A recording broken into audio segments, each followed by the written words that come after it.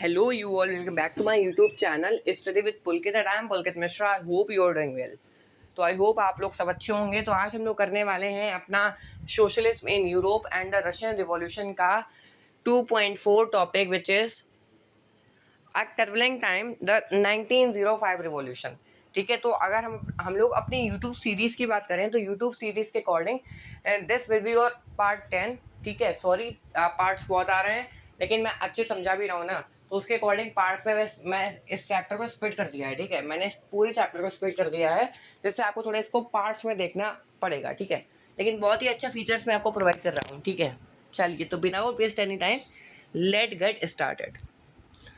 अच्छा पार्ट है, मेरा फेवरेट पार्ट है। बता दिया था मेरा फेवरेट पार्ट क्यों है, क्योंकि इस वाले पार्ट में थोड़ा हॉररिस्टिक मतलब थोड़ा सा डरावना सीन है। एक तरीके से डरावना सीन ऐसे है कि एक सड़क होती है। ठीक है, सड़क पर काफ़ी 100-200 के लगभग में लोग जो होते हैं वो खून से लथपथ लेटे होते हैं। ठीक है, तो मैं थोड़ा हॉररिस्टिक हूँ, मुझे हॉरर चीज़ देखना अच्छा लगता है, इसलिए ये थोड़ा सा मेरा फेवरेट पार्ट है।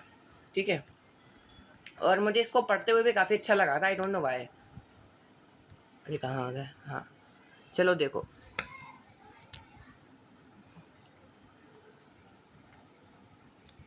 So, Russia was an autocracy unlike other European rulers. Even at the beginning of the 20th century, the Tsar was not subjected to parliament. देखो, अब जो रशिया थी वो एक तरीके से हम कह सकते हैं ऑटोक्रेटिक वहाँ पर रूल चल रहा था। ऑटोक्रेटिक रूल का मतलब होता है जहाँ पे तानाशाही होती है। तानाशाही का अर्थ क्या होता है कि जहाँ पे एक तरीके से कह सकते हैं राजा रानी का रूल तो होता है, लेकिन राजा रानी के रूल के साथ साथ राजा और रानी के अकॉर्डिंग ही पूरी जो कंट्री होती है वो चलती है।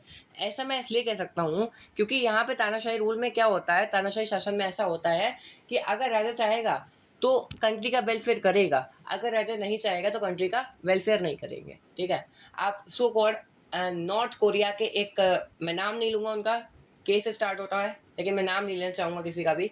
तो नॉर्थ कोरिया के एक बहुत ही फेमस लोग हैं, आप लोग आई होप गेस लगा चुके होंगे, जिनको हम काफ़ी अच्छे से जानते हैं। गोलू मोटू से हैं, थोड़े से मोटे से हैं। ठीक है, तो उनका भी जो रूल है बेसिकली तानाशाही वाला रूल है, और उन्होंने एक तरीके से पूजा करो तो हमारी करो, एक तरीके से ऐसे वो कहते हैं। और आप मोबाइल नहीं चला सकते हो, उनके अकॉर्डिंग हर चीज़ का एक टाइम है। ठीक है, उन्होंने हर टाइम को डिस्ट्रीब्यूट कर दिया है कि इस टाइम पे ये आप करोगे, आप अपने परिवार वालों से बातें नहीं कर सकते हो। ठीक है, ऐसे उन्होंने रूल्स बना दिए हैं कि मैं नाम ले रहा था अभी, सॉरी। तो वो नॉर्थ कोरिया में रहते हैं और सब लोग उनको बहुत ही अच्छे से जानते हैं। ठीक है, नाम नहीं मैं लूँगा। अब वो अच्छे हैं गंदे हैं आई डोंट नो। ठीक है, आप लोग खुद समझ सकते हैं उसके बारे में। ठीक है तो ऐसे ही जो ऑटोक्रेटिक रूल होता है ऐसे ही बिल्कुल होता है। ऑटोक्रेटिक रूल बेसिकली सेम ऐसे होता है कि ऑटोक्रेटिक रूल में किंग और क्वीन के अकॉर्डिंग ही सब चीज़ चलती है। अगर वो चाहते हैं तो अच्छा वेलफेयर होता है, नहीं चाहते हैं तो नहीं होता है। इसको लोग तानाशाही शासन भी कहते हैं। ठीक है, तो ऐसे ही था कि जो के ज़ार निकोलस हैं, ज़ार निकोलस बेसिकली एक ऑटोक्रेटिक रूलर थे। ये इनका मन चलता था तो ये काम करते थे, इनका मन नहीं चलता था तो ये काम नहीं करते थे। पार्लियामेंट बनवानी थी, लोग काफ़ी प्रोटेस्ट कर रहे थे कि पार्लियामेंट बनाओ, लेकिन इनका मन नहीं था तो ये पार्लियामेंट नहीं बनवा रहे थे। ठीक है, फिर होता क्या है, देखो मैं शॉर्ट बता दे रहा हूँ तुम लोगों को। ठीक है, फिर होता क्या है कि काफ़ी सारे लोग जो होते हैं वो सोशल डेमोक्रेटिक और सोशल रिवोल्यूशनरी पार्टी के साथ मिलके प्रोटेस्ट करते हैं, आवाज़ उठाते हैं कि भाई हमारा क्या बनना चाहिए भाई हमारा कॉन्स्टिट्यूशन बनना चाहिए। ठीक है, मैं शॉर्ट बता रहा हूँ, देख लेना, सब सेम है। हमारा कॉन्स्टिट्यूशन बनना चाहिए। ठीक है, जिसमें जजेस ये देखिए, जजेस जो लोग होते हैं मुस्लिम रिफॉर्मर होते हैं जो कि इस्लाम धर्म को एक तरीके से मॉडर्न वे में देखना चाहते थे। तो उनके साथ ये भी मिक्स होते हैं, ये भी लोग भी होते हैं और ये भी कहते हैं हाँ भाई कि हमें हमारा कॉन्स्टिट्यूशन बना के दो, और हम ये चाहते हैं कि हम लोग बिल्कुल फ्री हो जाएं। ठीक है, फ्रीडम हम लोगों के पास हो अपना। ठीक है, फिर क्या होता है 1904 में, क्या होता है अचानक से 1904 में महंगाई बहुत हो रही थी। महंगाई का मतलब होता है कि जो उनकी वर्कर्स वगैरह थे तो उनकी रियल वेजेस थी, उनमें 20% का डिक्लाइनेशन हो जाता है, मतलब 20% उनकी रियल वेजेस कम हो जाती हैं। अभी ऐसा नहीं होता कि मान लो आपको 100 रुपीज़ पहले मिल रहे हैं और उसके बाद आपको 80 रुपये मिलने लगे, ऐसा ये डिक्लाइनेशन नहीं होता है। ये जो डिक्लाइनेशन होता है ये बेसिकली ऐसा होता है डिक्लाइनेशन कि मान लो 100 रुपये पहले आपकी इनकम थी। ठीक है, और 100 रुपये का 1 किलो आलू मिलते हैं। ठीक है, मान लो, ठीक है, बहुत मैंने हाई दे दिया कि 100 रुपये के 1 किलो आलू मिलता है, ऐसा नहीं है, लेकिन जस्ट सपोज कि 100 रुपये आपकी इनकम है और 100 रुपये 1 किलो आलू है। ठीक है, तो आप आसानी से इन आलू का एफोर्ड कर सकते हो, ठीक है, क्योंकि आपकी इनकम इसके बराबर है। अब क्या हुआ, अगर इन आलू के प्राइस हो गए 120, आलू जो है इनके प्राइस हो गए 120, ठीक है, लेकिन आपके रियल वेजेस जो है वो उतनी ही रही। तो इससे हम कह सकते हैं ना 20% का डिक्लेनेशन आपकी वेजेस में दिखाना कि अब आप नहीं खरीद सकते हो, ठीक है, तो 20% आपकी कम है वेजेस, इसलिए यहाँ पे 20% डिक्लेनेशन आपकी वेजेस में कहा गया, रियल वेजेस में, ठीक है। तो क्या हुआ था, महंगाई बहुत हो रही थी, जो इसेंशियल गुड्स वगैरह थे उस पर काफ़ी ज़्यादा प्राइस बढ़ रहे थे, ठीक है, काफ़ी ज़्यादा प्राइस बढ़ रहे थे। और the membership of workers association were dramatically, ठीक है। अब देखो क्या है सर यहाँ पे कि ये महंगाई तो बढ़ रही थी 1904 में, इसके बाद क्या होता है कि उस टाइम पे एक और चीज़ देखने को मिलती है, दैट कि वहाँ पर एक पीटर्सबर्ग में एक कंपनी या फिर इंडस्ट्री हम कह सकते हैं है, उसका नाम है पुतिलोव आयरन वर्क्स, ठीक है। देखो मैं यहाँ पे हाईलाइट कर देता हूँ पुतिलोव आयरन वर्क्स। तो इसमें से क्या होता है, इसमें के जो यहाँ पर जो इस कंपनी का मालिक था ना, उसने यहाँ पे 4 वर्कर्स को निकाल दिया था, 4 वर्कर्स को निकाल दिया, ठीक है, 4 वर्कर्स को अपनी कंपनी या फैक्ट्री या इंडस्ट्री से निकाल दिया, ठीक है। उसके अभी 4 वर्कर्स कैसे भी बड़ी मुश्किल से निकले, ठीक है। अभी निकलने के बाद क्या था, इन्होंने पूरे एक एसोसिएशन फॉर्म कर लिया, एक ग्रुप फॉर्म कर लिया, ये और वर्कर्स के साथ मिलके करीब 1,10,000 वर्कर्स हो गए थे,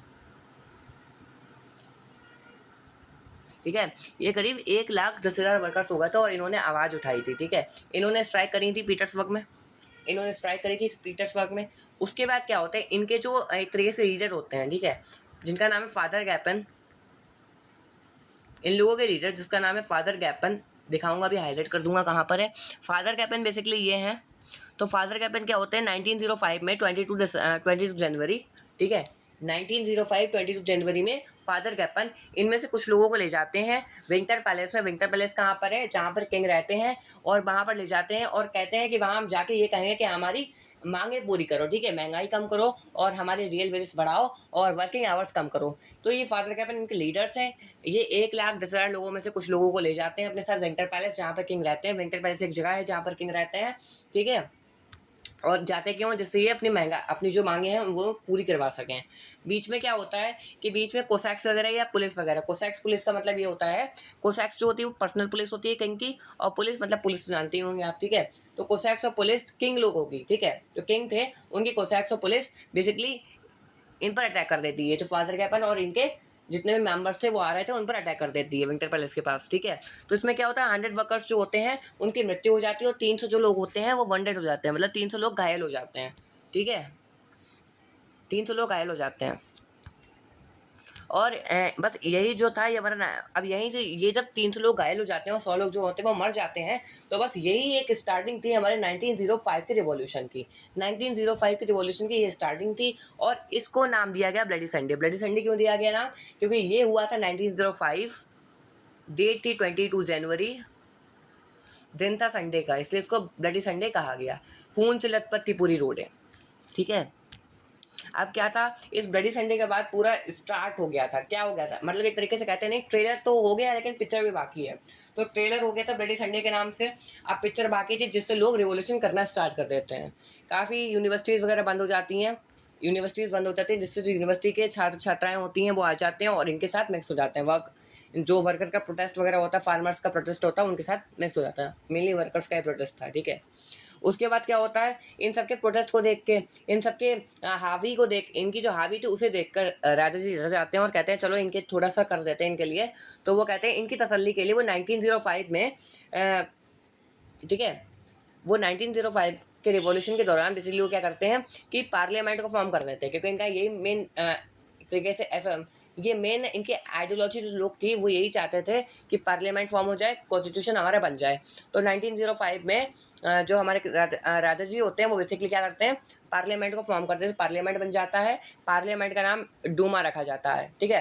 पहला पार्लियामेंट फॉर्म हुआ, उसका नाम डूमा रखा गया, ठीक है। अब क्या था, अब इन्होंने पार्लियामेंट तो फॉर्म कर दिया, राजा जी के अकॉर्डिंग क्या था कि पार्लियामेंट फॉर्म हो गया लेकिन कभी भी राजा के खिलाफ कोई भी बात नहीं बोलेगा। लेकिन क्या होता है बाद में, चूँकि इसमें लिबरल्स और रेडिकल्स लोग होते हैं ना इस लेजिस्लेटिव वगैरह काउंसिल में, ये जो हमारा पार्लियामेंट फॉर्म होता है इसमें लेजिस्लेटिव काउंसिल होती है, एग्जीक्यूटिव काउंसिल होती है, जिसमें क्या होता है लिबरल्स और रेडिकल्स होते हैं। तो लिबरल्स रेडिकल्स बेसिकली जो होते हैं वो थोड़ा सा राजा के खिलाफ बोलने लगते हैं, राजा खिलाफ बोलने लगते हैं तो राजा विद इन 75 डेज के बाद जब उन्होंने डूमा फॉर्म करी, 75 डेज आफ्टर वो इस डूमा को बंद कर देते हैं, ठीक है।